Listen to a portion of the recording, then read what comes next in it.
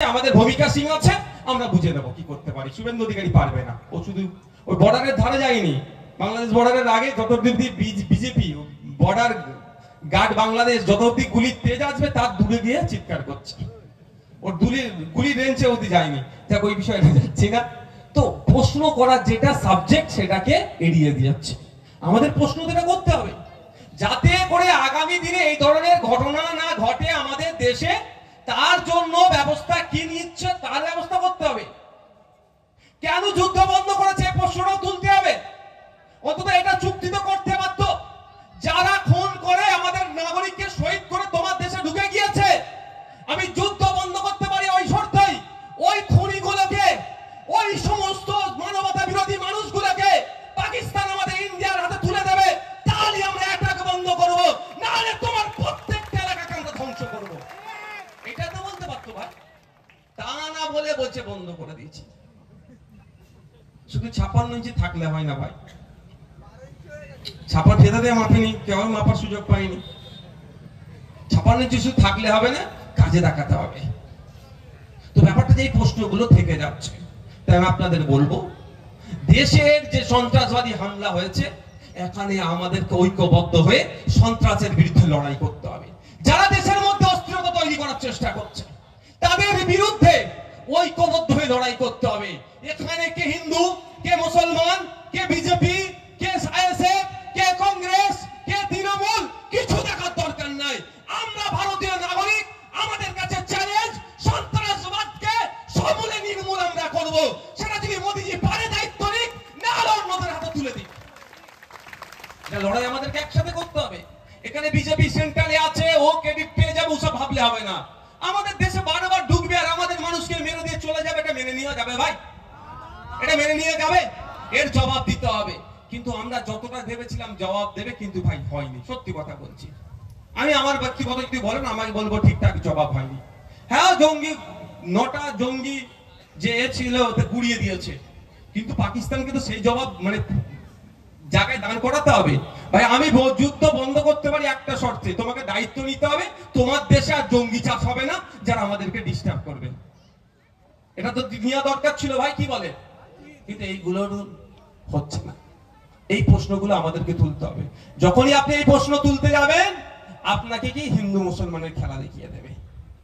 এরা অনেক চিৎকার করছে, এরা অনেক কথা বলছে, এদেরকে প্রশ্ন করলে বিশেষ করে বিজেপি নেতাদেরকে যদি প্রশ্ন করি উত্তর দিতে পারবে না, পালাবে।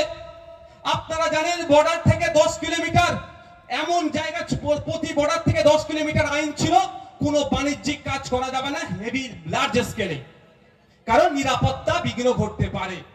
মোদিজির বন্ধুদের যে শিল্পপতি আছে, আপনার আমার পাড়ার রাম কাকুর সাথে তো আপনার আমার লড়াই লাগিয়ে রেখেছে। আপনার আমার পাড়া রাম কাকু রহিম কাকার সাথে তো লড়াই লাগিয়ে রেখেছে। কিন্তু যারা মোদিজির সাথে শিল্পপতি আছে তাদের ইচ্ছে গিয়েছে পাকিস্তানকে কারেন্ট বিক্রি করবে। কচ্ছ, গুজরাটের কচ্ছ ডিস্ট্রিক্ট আছে, খোঁজ নিয়ে দেখুন, গুজরাট থেকে কারেন্ট বিক্রি করবে, বিদ্যুৎ বিক্রি করবে। দূর থেকে যদি নিয়ে আসে তাহলে ক্যারিং খরচ হবে, হ্যাঁ হবে তেন হবে, তাহলে গায়ের কাছ থেকে বিক্রি করলে ভালো হবে। ওই যে 10 কিলোমিটার বাণিজ্যিক কাজে ব্যবহার করা যাবে না সেটা কমিয়ে এখন 1 কিলোমিটার করে দিয়েছে। তাহলে বলে নিরাপত্তা বিঘ্ন ঘটবে না? ঘটবে না, ঘটছে। গত কয়েকদিনের মধ্যে প্রায় 10 জনকে ধরেছে। কাদেরকে? পাকিস্তানি গুপ্তচর, পাকিস্তানি লোকেদের, পাকিস্তানের কাছ থেকে টাকা নিয়ে আমাদের দেশ থেকে তারা খবর দেয়। ওই কাছাকাছি ঘুরছিল সমনিকোর মধ্যে। এই অন্যায়গুলো এরা করে রেখে দিয়েছে। এরা বলছে অরে হ্যান করবো ত্যান করবো। একবারের জন্য শুভেন্দু বাবু বললো না পাকিস্তানকে আমরা বিদ্যুৎ দেব না, অন্ধকারে পাকিস্তানকে রেখে দেবো। ভারতবর্ষ থেকে যদি পাকিস্তানকে বিদ্যুৎ দেওয়া বন্ধ হয়ে যায় অর্ধেক পাকিস্তান অন্ধকারে থাকবে। কিন্তু বিদ্যুৎটা বন্ধ করবে না কেন বলুন তো? শুভেন্দু অধিকারীর কথাটা নেবো না একবারও, কারণ যদি নেয় শুভেন্দু অধিকারীর বড় নেতাকে তাবড়াবে। ওটা তো আদানি আম্বানি শিল্পপতিরা বিদ্যুৎ বিক্রি করছে, আর আমরা ফুলকপি বাঁধাকপি 10 টাকা 12 টাকার এই ক্যাপসিকাম ধান চাল এইগুলোই পাঠাচ্ছি, এর থেকে বেশি কিছু করছি না আমরা। এইটা বলছে বন্ধ করে দেবো গরিবগুলোর। আর যার বিদ্যুৎ বন্ধ করতে পারলে ওরা অর্ধেক পাকিস্তান অন্ধকারে থাকবে, সেটা কিন্তু করবে না। সেটা করলে তো তাবড়ানি খাবে। তা আমরা চাই যদি ব্যবসা বন্ধ করতে হয় টোটাল আমরা বর্ডার সিল করতে চাই। না বিদ্যুৎ যাবে না গরিবের ফসল যাবে। যদি গরিব তোমার বড় লোকের বিদ্যুৎ যায়, তাহলে গরিবের ফসলটা কি দোষ করলো ভাই? এই কথা বলি আমরা খারাপ ভাই।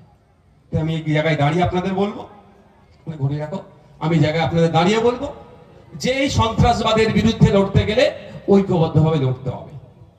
এখানে কোনো বিভাজন নয়, এখানে কোনো হিংসা নয়, এখানে কোনো রাজনৈতিক ফায়দা নয়। এখানে আমাদের লক্ষ্য একটাই রাখতে হবে যে আমরা সন্ত্রাসবাদের বিরুদ্ধে দেশ ঐক্যবদ্ধভাবে লড়াই করবে।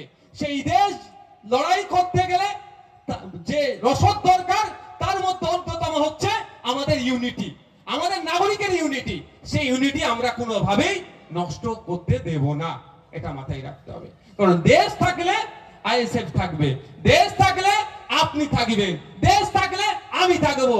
আর দেশ যদি আক্রান্ত হয়ে যায়, আপনার আমার থাকাটাও নিরাপদে থাকবে না, এটা মাথায় রাখতে হবে। সবার আগে দেশ, দেশের আগে কিছু নয়, এটা মাথায় রাখবেন। এইখানটাই কিন্তু গুলিয়ে আবার রাজনৈতিক ফায়দা নিতে যাচ্ছে। আমি দেখছিলাম এখন অনেক রাজনৈতিক দলেরা আমাদের আর্মিদের